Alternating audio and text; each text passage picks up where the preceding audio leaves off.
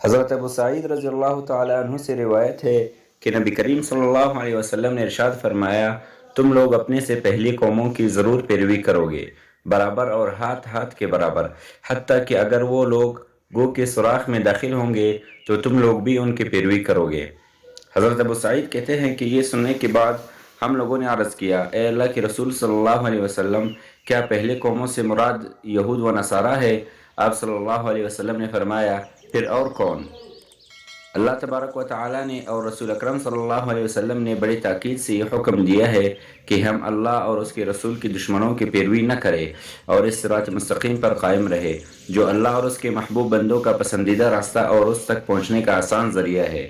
اللہ رب العزت کا فرمان ہے، وَأَنَّ هَذَا صِرَاطِي مُسْتَقِيمًا فَاتَّبِعُوهُ وَلَا تَتَّبِعُوا السُّبُلَ فَتَفَرَّقَ بِكُمْ عَنْ سَبِيلِهِ،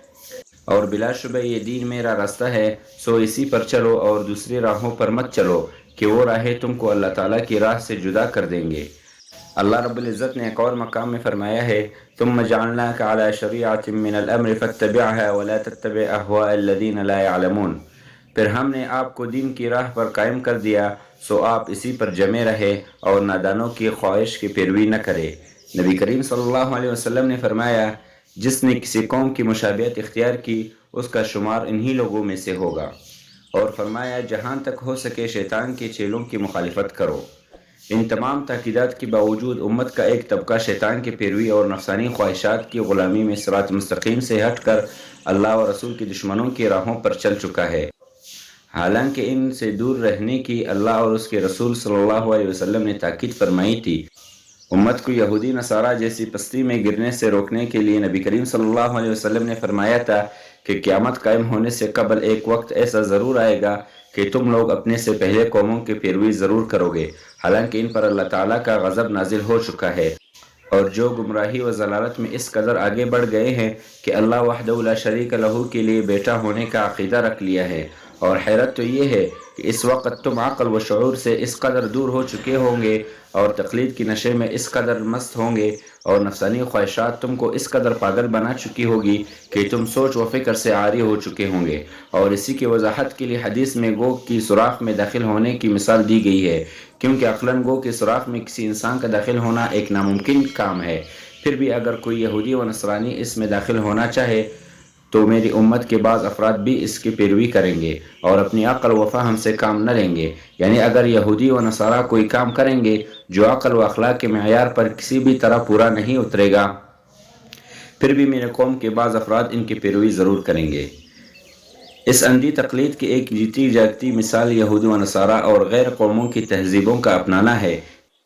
جیسا کہ آج امت کا وہ طبقہ جو خود کو تعلیم یافتہ، مذہب اور دیندار تصور کرتا ہے، لیکن اپنے بچوں کی برتھ ڈے پارٹی ضرور منعقد کرتا ہے، جو کہ یہود و نصارہ کی کھلی تقلید ہے۔ اسی طرح لباس میں ان کی مشابہت اس قدر ہو گئی ہے کہ اگر وہ پرانی پٹی جینز پہننے لگے تو مسلمان لڑکوں لڑکیوں نے بھی ان کی پیروی کرتے ہوئے پٹی ہوئی جینز پہننا شروع کریں گے۔ انا للہ و انا الیہ راجعون۔ اسی طرح ان کے ان عیدوں میں شرکت جن میں ایسے حیاسوز منظر پیش کیے جاتے ہیں جو انسانی فطرت اور ایمانی غیرت کے سراسر منافی ہے۔ مثال کے طور پر آج کل کافروں کے نئے سال کی آمد ہے، دنیا کے ہر کونے میں اس کا چرچا ہے، لوگ بڑی شدت سے نئے سال کا انتظار کر رہے ہیں۔ کافر قوموں کے ساتھ بہت سے مسلمان حتیٰ کہ بعض حکومتیں بھی اس نئے سال کا جشن منانے کی تیاری کر رہے ہیں، حالانکہ مسلمانوں کا ایسا کرنا شریعت کے لحاظ سے جائز نہیں ہے۔ مسلمانوں کے نزدیک عید کا معاملہ ایک شرعی امر ہے، لہذا جس دن کو شریعت عید کا دن نہ قرار دے اس دن کو عید کا دن قرار دینا ضلالت و گمراہی اور بدعت ہوگا۔ یہ نیا سال مسلمانوں کے سال نہیں بلکہ کافروں اور اللہ کے دشمنوں کا سال ہے، اسی لیے حضرت عمر رضی اللہ تعالی عنہ نے مسلمانوں کے لیے نئی تقویم ایجاد کی تھی، لہذا اس کی آمد پر خوشی ایک غیر شرعی کام اور اللہ کے دشمنوں سے مشابہت ہے جس سے سختی سے منع کیا گیا ہے۔ اس عید میں بعض ایسے حیاسوز کام کا ارتکاب کیا جاتا ہے جو اسلام کی نظر میں حرام اور اسے جائز یا بہتر سمجھنا دین سے خروج اور بغاوت ہے۔ علماء امت کا متفقہ فتویٰ ہے کہ کافروں کے عیدوں میں شریک ہونا، انہیں مبارکباد پیش کرنا، کسی بھی طرح سے اس عید میں ان سے تعاون کرنا قطعی طور پر جائز نہیں۔ مسلمانوں کے لیے جائز نہیں کہ کفار کی کسی بھی شکل میں مشابہت اختیار کرے، ان کے تہواروں میں کھانے پینے، لباس، غسل، آگ جلانے یا کام سے چھٹی وغیرہ کر کے ان کے ساتھ مشابہت اختیار کرے۔ ایسے ہی ان دنوں میں دعوتیں کرنا، تحائف دینا اور ان کے تہواروں کے لیے معاون اشیاء کو اسی قصد سے فروخت کرنا کہ ان کے کام آئیں گے، بچوں کو ان کے تہواروں کے خاص کھیل کھیلنے کی اجازت دینا اور اچھے کپڑے پہنانا، یہ سب کچھ حرام ہے۔ اگر بالفرض یہ تسلیم کر لیا جائے کہ کافروں کا عیسوی سال کا استعمال جائز ہے، جیسے ہم تاریخ وغیرہ لکھتے ہیں، کیلنڈر دیکھتے ہیں، تو اس کا مطلب یہ نہیں کہ ہم حرام معاملات بھی جائز کر لیں۔ زیادہ سے زیادہ یہ ہے کہ ایسے موقع پر ایک مسلمان سے یہ مطالبہ ہے کہ وہ اپنا محاسبہ کرے کہ جس سال کو رخصت کر رہا ہے اس میں وہ کیا کھویا اور کیا پایا، کتنے نیک عمل کیے اور کتنے برے عمل، تاکہ نیک عمل کی قبولیت کی دعا کی جائے اور برے کام سے توبہ و استغفار کیا جائے۔ ضرورت اس بات کی ہے کہ ہمیں خود کے اندر ایسی فکر اور سوچ پیدا کرنی چاہیے کہ ہمارے زندگی کا مزید ایک سال کم ہو گیا ہے اور ہم اپنے اچھے یا برے انجام کی طرف بڑھ رہے ہیں۔ کیا اس انجام کو قبول کرنے کے لیے اور اس کا سامنا کرنے کے لیے ہم تیار ہیں؟ کیا کل اللہ تعالیٰ کی ملاقات اور آخرت میں جواب دہی کے لیے ہم تیار ہیں؟ گزرے سال میں ہم نے کہاں اور کون کون سی غلطیاں کی ہیں، کون سے گناہ کیے ہیں، کتنے حقوق اللہ اور کتنے حقوق العباد کے پامال کیے ہیں۔ انفرادی و اجتماعی اعتبار سے ہماری طرف سے ہماری ذات کو اور معاشرے اور امت کو کتنا نقصان پہنچا ہے اور اس کی تلافی کیسے ممکن ہے۔